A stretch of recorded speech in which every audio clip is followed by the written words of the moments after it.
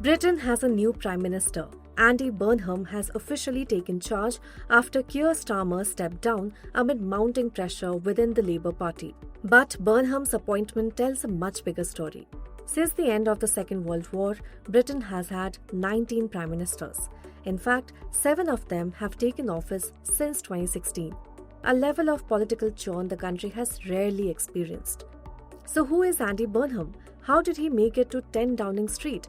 And can he bring political stability back to Britain?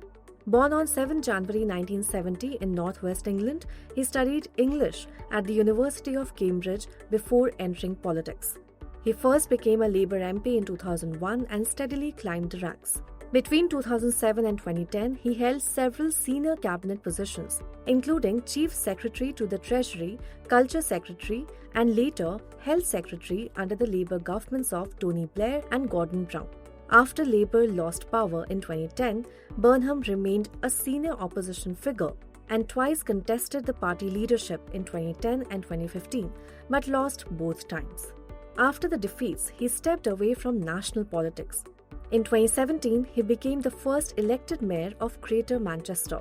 He was re-elected in 2021 and 2024, serving nearly 9 years. As mayor, he became one of Britain's most prominent regional leaders. He campaigned for greater devolution of powers from London, expanded public transport, and brought Greater Manchester's bus network back under public control through the B network. During the COVID-19 pandemic, his public clash with the UK government over funding for Greater Manchester earned him the nickname King of the North. Burnham returned to Parliament in June 2026 after winning a by-election in Makerfield. Soon after, Keir Starmer resigned and Burnham emerged as the consensus choice. He was elected Labour leader on 16 July. 4 days later, King Charles III invited him to form the government. But the job ahead won't be easy, as Burnham inherits a country facing political and economic uncertainty. His biggest task is restoring confidence after years of political instability while tackling slowing economic growth, high living costs, and strained public services.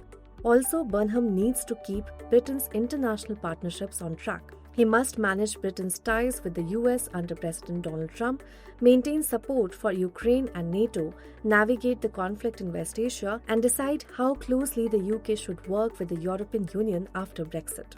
Burnham has promised to restore stability and rebuild public trust. Whether he succeeds could shape not just Labour's future, but Britain's as well. Follow Business Standard for more stories.